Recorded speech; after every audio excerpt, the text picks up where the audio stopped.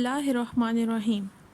آج کی اس ویڈیو میں ہم آپ کو دریائے نیل اور اس سے متعلق کچھ اہم معلومات سے آگاہ کریں گے، تو ویڈیو کو آخر تک ضرور دیکھیے گا۔ دریائے نیل شمال مشرقی افریقہ کے شمالی حصے میں بہتا ہوا افریقہ کا سب سے بڑا دریا ہے اور اس کا دنیا کا سب سے بڑا دریا ہونے پر تنازع ہے۔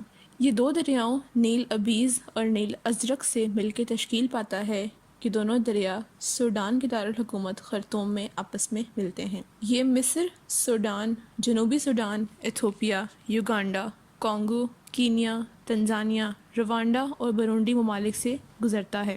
یہ برونڈی سے شروع ہوتا ہے اور شمال مشرقی افریقہ سے گزر کے مصر تک پہنچتا ہے اور یہاں سے بحیرہ روم میں جا کے ملتا ہے۔ اس کی لمبائی 6650 کلومیٹر ہے اور اوسطاً گہرائی 8 سے 11 میٹر تک ہے، اور یہ دریا سمندر میں اوسطاً 3.1 ملین لیٹر فی سیکنڈ کے حساب سے پانی کا اخراج کرتا ہے۔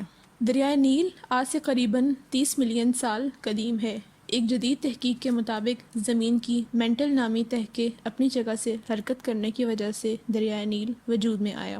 دریائے نیل نے مصری تہذیب کی ترقی میں بہت اہم کردار ادا کیا، چونکہ سالانہ طور پر تیز سیلابی بارشوں کی وجہ سے پانی کناروں سے اوپر آ جاتا تھا، اپنے ساتھ زرخیز مٹی کی وہ تہہ چھوڑ جاتا تھا جو کہ کھیتی باڑی کے لیے بہت موزوں تھی۔ قدیم مصری لوگوں نے نیل کے کنارے فصلیں اگانی شروع کر دیں اور ساتھ میں تجارت بھی۔ انہوں نے اپنی رہائش گاہیں بھی دریا کنارے ہی بنا لی تھیں۔ یوں مصر شہر کی ابتدا ہوئی۔ اس تجارتی نظام کی وجہ سے مصر کے ہمسایہ ممالک سے سفارتی تعلقات بہتر ہونے لگے اور معیشت بھی سنبھلنے لگی۔ دریائے نیل اس وقت لوگوں اور اشیاء کی نقل و حرکت کے لیے آسان ذریعہ سمجھا جانے لگا۔ قدیم کیلنڈر بھی دریائے نیل پر منحصر کرتا تھا، جس کے 3 دور ہوتے تھے، ہر دور میں 4 مہینے اور ہر مہینے میں 30 دن۔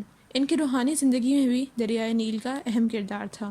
انہوں نے دریا کے مختلف اطراف پیدائش، زندگی، موت اور موت کے بعد کی زندگی کے ساتھ منسلک کر دی تھیں، اسی لیے دریا کے ایک طرف ہی سے ساری قبریں دریافت ہوئی ہیں۔ نیل کے متعلق ان کے عقائد کا اندازہ آپ آگے آنے والے واقعے سے بخوبی لگا سکتے ہیں۔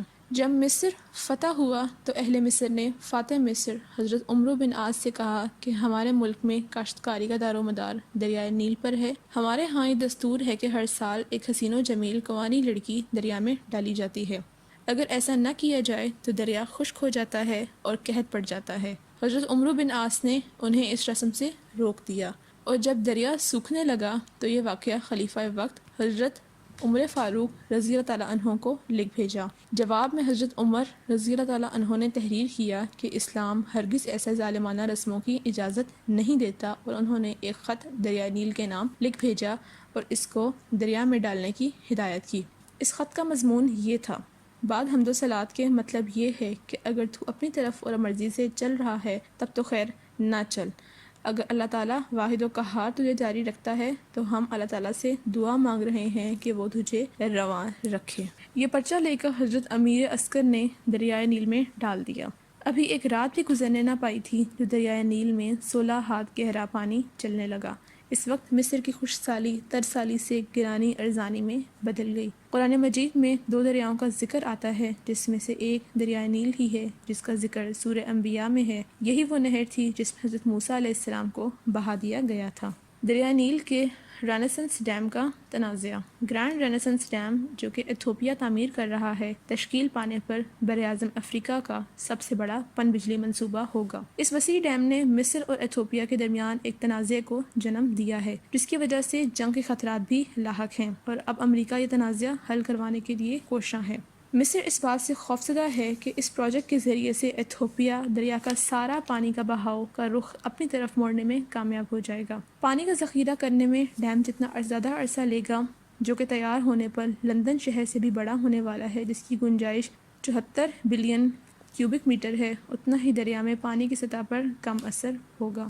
پانی ذخیرہ کرنے کا کام ایتھوپیا 6 سال میں کرنا چاہتا ہے، لیکن مصر اس کام کے لیے ایک طویل عرصہ تجویز کرتا ہے۔ مصر اپنا 90% پانی دریائے نیل سے پورا کرتا ہے۔ یہ بات تاریخ ثابت کر چکی ہے کہ نیل کا جاری رہنا ایک بقا کا مسئلہ ہے، جہاں پانی قلیل مقدار میں پایا جاتا ہے۔ مصر کو اس بات کا بھی خدشہ ہے کہ ڈیم کی تعمیر اس کے ہاں پانی کی قلت میں مزید اضافہ کر دے گی، اور پانی کی سطح کم ہونے کی وجہ سے پانی سے ہونے والی نقل و حرکت بھی متاثر ہوگی۔ ایتھوپیا کا مفاد۔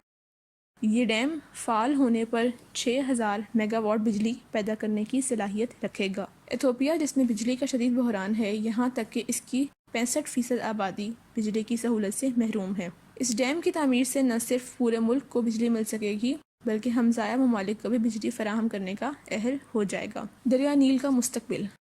ماہرین کے ایک اندازے کے مطابق مصر، جو کہ دریائے نیل کا 75% استعمال کر رہا ہے، 2025 تک مجموعی طور پر تازہ پانی کی قلت کا سامنا کر سکتا ہے۔ ایک نئی تحقیق کے مطابق ڈیم کی تعمیر کی وجہ سے 15 سال کے پانی ذخیرہ کرنے کے دورانیے میں مصر میں نیل کے پانی کا بہاؤ 25% تک کم ہو سکتا ہے۔ ڈارٹ ماؤتھ ریسرچرز کے مطابق 2030 تک دریائے نیل کا پانی بڑھتی ہوئی پانی کی ضرورت کو پورا کرنے میں ناکام ہو جائے گا اور 20 سے 40% آبادی پانی کی قلت کا سامنا کرے گی، اور 2080 تک 170 ملین آبادی پانی کے بحران کا سامنا کرے گی۔